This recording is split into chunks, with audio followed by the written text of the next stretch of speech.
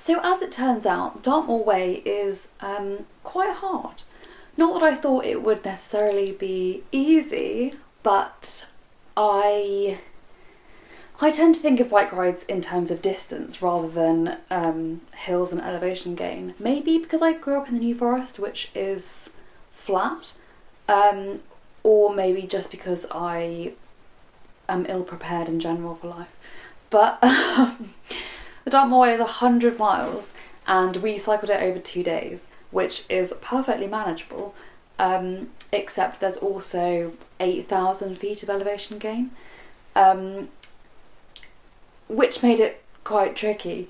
So on the first day we cycled from Bovey Tracy down to Buckfastleigh.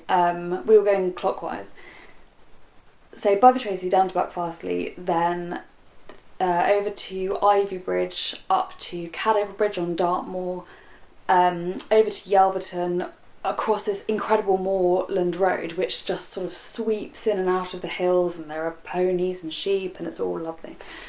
Yelverton up to Tavistock, by which time we were absolutely knackered, and then cycled around the lanes to Peter and Mary Tavy, which are some sweet little villages, and then across to, so I don't know if it is, I don't think it is Brenttor, but it's just above there, and from that stretch of moorland, again really beautiful, you can look across to Brenttor Knoll, which is this sort of isolated hill with an old, I think ruined church on top of it, so very picturesque.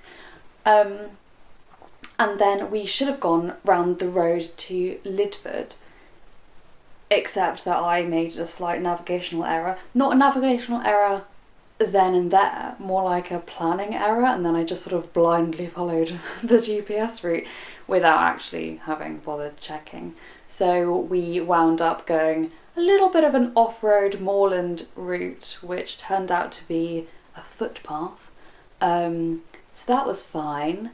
Some wet feet and a little bit of exhaustion. But we got to Lidford, which has a massive gorge just as you come into the village, so it's sort of like in the last couple of miles of this first 60-mile massive elevation gain day, we then had to deal with Lidford Gorge. But we did actually get to the pub where we were staying, the Fox and Hounds, which is just past Lidford, 20 minutes before I'd booked the table for dinner, which I consider a win.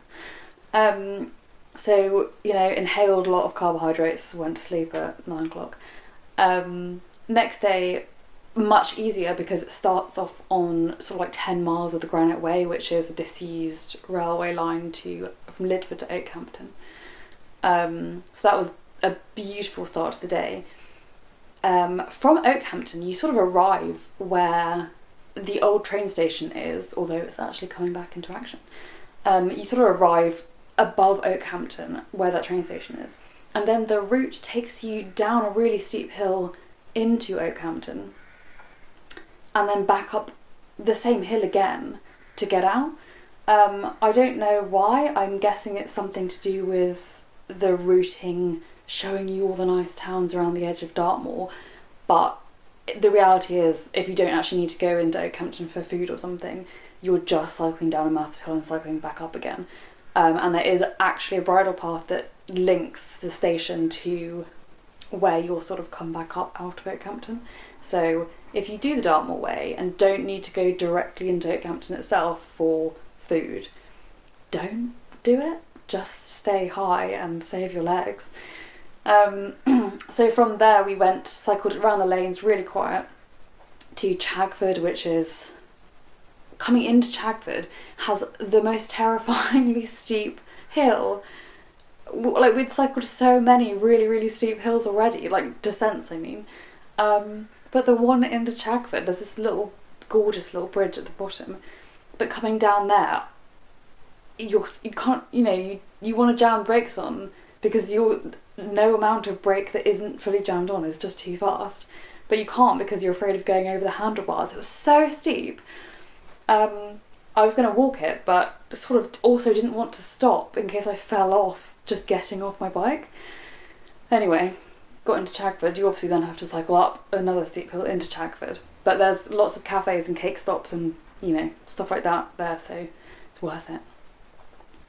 And then from Chagford again over the lanes, really, really beautiful, to Moreton Hampstead.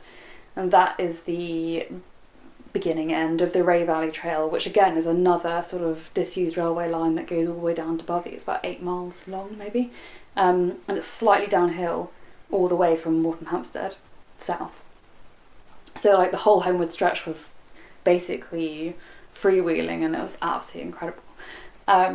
So that was it. That was the Dartmoor Way, 100 miles, absolutely stunning. We picked a miraculously fantastic weekend for it.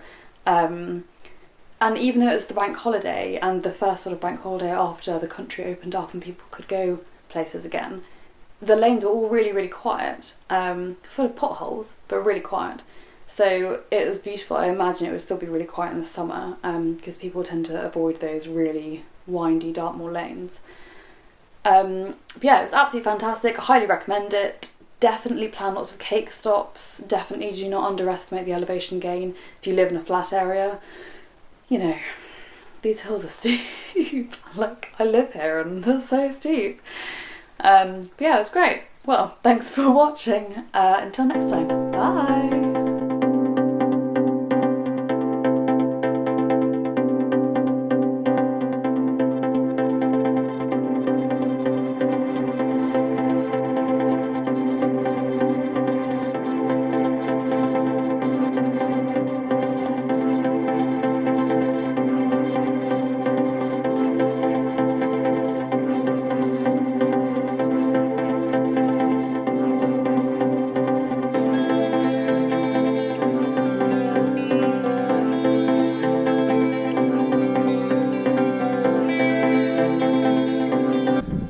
Just climbed up an absolutely massive hill from Cornwood, which is near Ivy Bridge, on the way up to Cadover Bridge.